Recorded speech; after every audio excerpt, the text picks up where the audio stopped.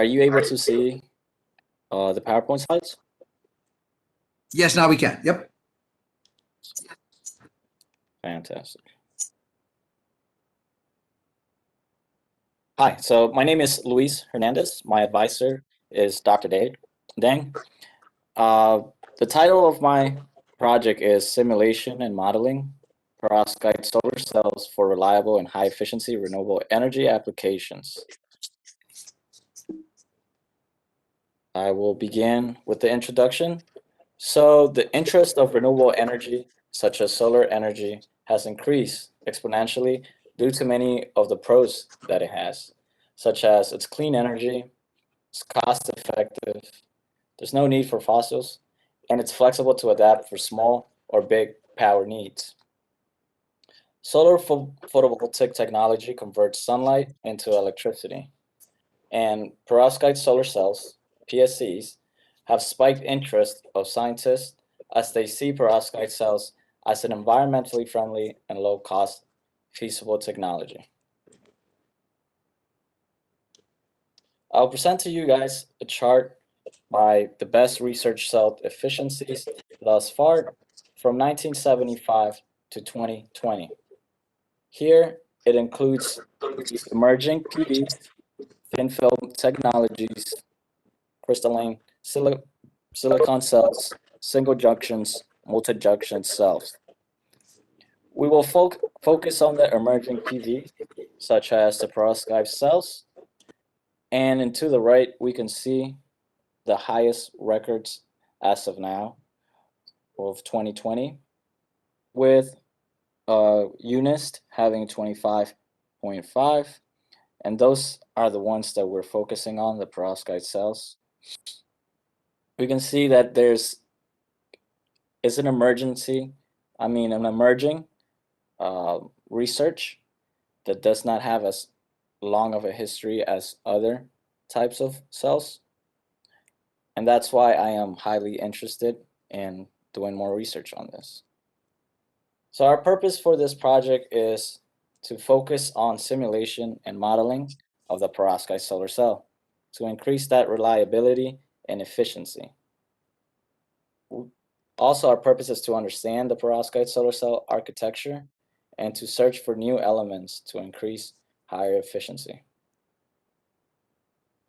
Here, I have modeled the architecture of our perovskite solar cell.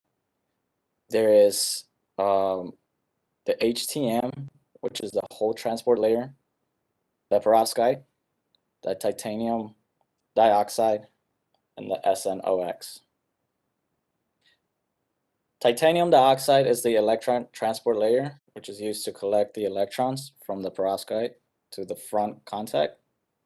SNOx is used to reduce the shunt problem in solar cells. And perovskite is a low-cost, earth-abundant solar material, which is used to generate electrons and holes on their sunlight. The HTM will be the whole transport layer that collects the holes from the perovskite to the back of the contact.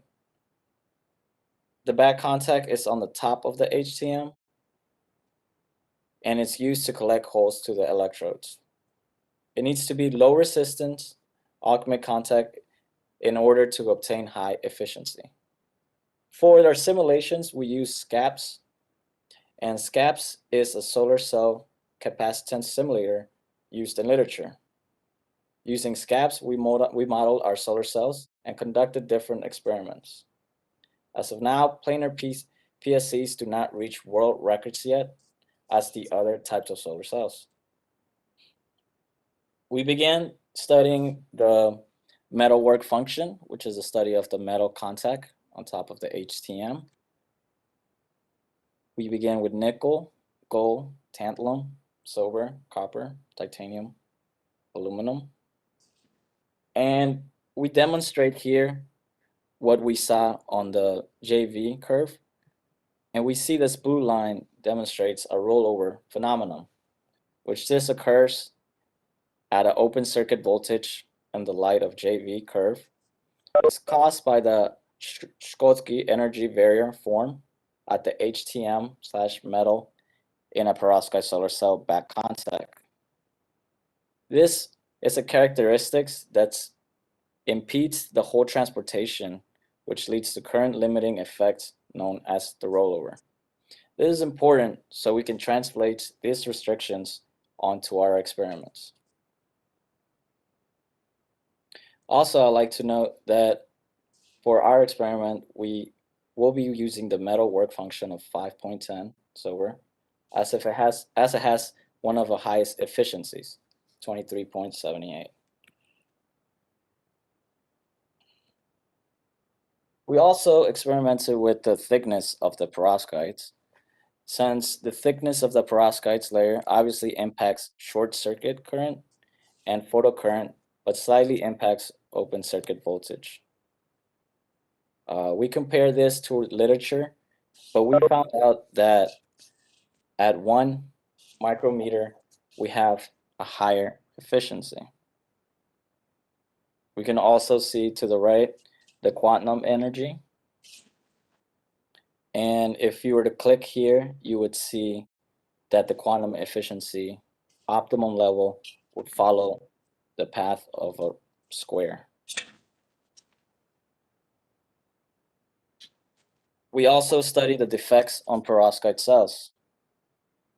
This simulation was conducted under the metalwork function 510, which I mentioned earlier, and the thickness of 1 micrometer, since we saw those were giving us the higher efficiency. We picked the 5.11 because we compare this to the literature we're having, and we see that we still have a high efficiency of 22.84. These donor types defects in the perovskite layers significantly impact our open circuit voltage and fill factor, but slightly impact the photocurrent. We continued investigating the shallow uniform acceptor density to try to see how our efficiency would change. We noticed that this curve gave us a different from the other curves, and I'm still not 100% sure, but the data was just not running as smooth as it should when we picked the 5.13 uniform density.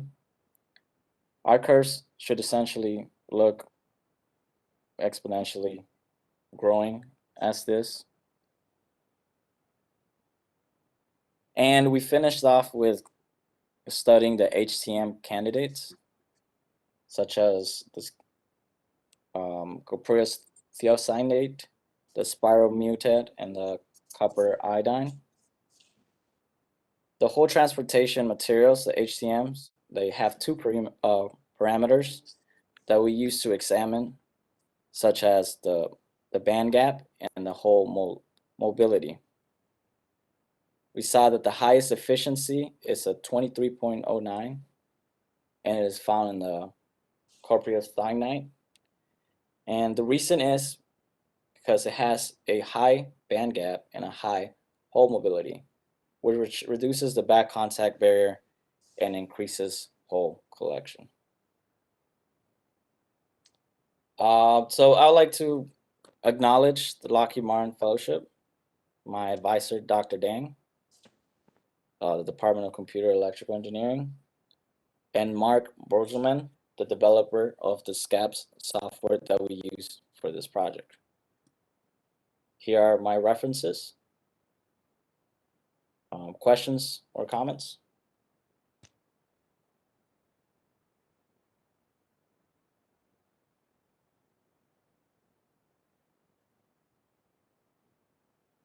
Are there any questions?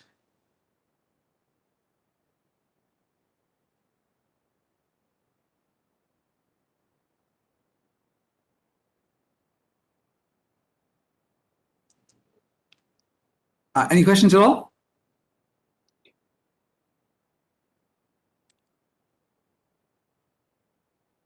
Yeah, I think Louis did a great job. Yeah. Just one question is, for is your quantum efficiency, the slides, which is back to the thickness impact your solar cell efficiency. How could you explain if your thickness go down to 0.35 micrometer, your quantum efficiency is significantly reduced? Your quantum efficiency significantly reduced because your photocurrent reduced, right? Why is it? Why is the thickness is so thin, your photocurrent reduce? Can you rephrase the question again? Okay, my question is, if your thickness goes down to 0.35 micrometer, why your current and quantum efficiency significantly reduce?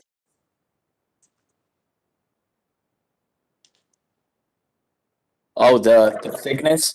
Yeah, so if it's too thick, we won't get as much as photons to be able to transport from the perovskite cells to the other layers, as such as the HCM or the titanium dioxide. So that's why it has to be at a certain right wavelength. So we have these photons being able to travel. Yeah, great. Thank you.